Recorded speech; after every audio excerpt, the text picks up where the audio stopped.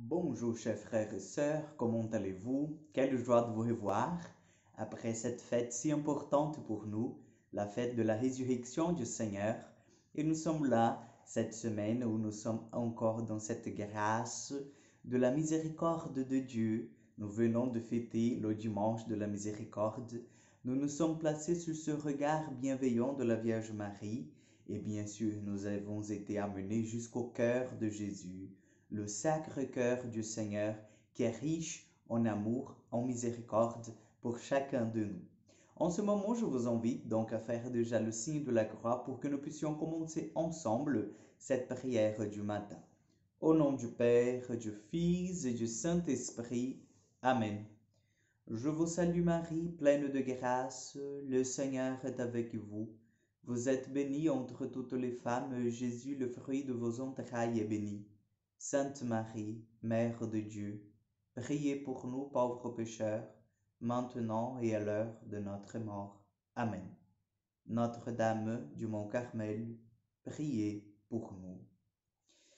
Et nous allons méditer sur la lecture, sur le livre des Actes des Apôtres, le chapitre 4, versets 32 au 37.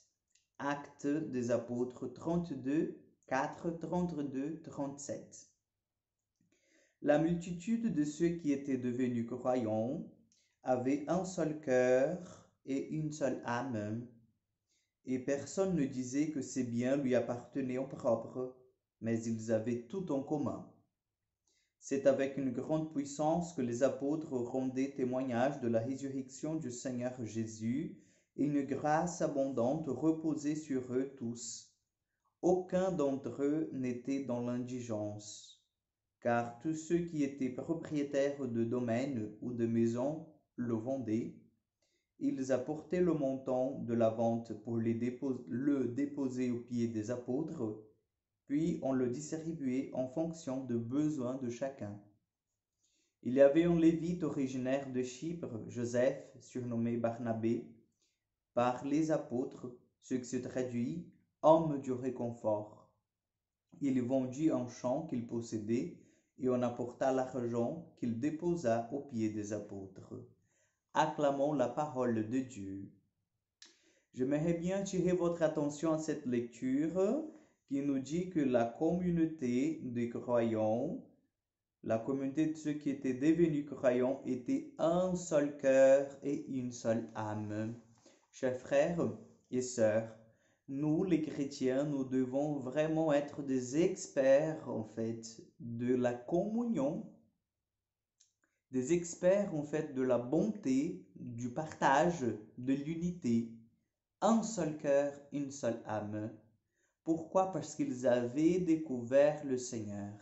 Ils avaient découvert celui qui remplissait leur cœur, qui n'était pas, en fait, leur bien matériel, puisqu'ils les vendaient tous et mettaient aux pieds des apôtres pour être distribués en fonction des besoins de chacun, mais ils ont fait l'expérience de que ce qui a comblé leur cœur, qui a donné la joie de vivre, c'était en fait Jésus et Jésus ressuscité.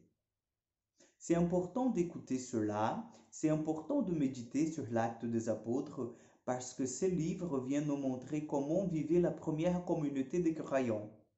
Ceux qui ont découvert le Seigneur, ceux qui ont mangé avec le Seigneur, ceux qui ont participé à cette passion du Seigneur, l'ont vu crucifié, et puis ont entendu la bonne nouvelle de la résurrection du Seigneur.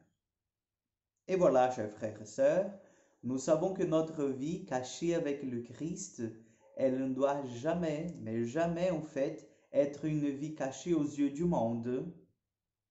Nous devons nous cacher de la réalité du péché. Nous devons nous cacher de la réalité en fait de cet orgueil, égoïsme.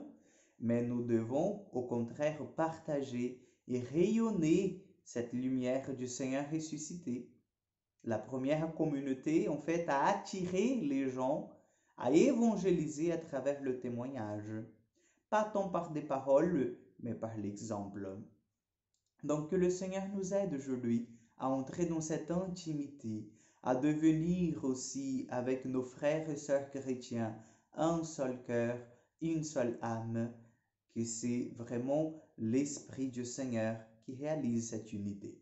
Donc, qu'il nous donne cette force, qu'il nous donne cette grâce d'avancer vers lui, vers son amour, vers sa miséricorde. Amen. Le Seigneur soit avec vous et que Dieu Tout-Puissant vous bénisse et vous garde, le Père, le Fils et le Saint-Esprit. Amen. Je vous souhaite une excellente journée, une excellente semaine et à demain pour encore une prière du matin.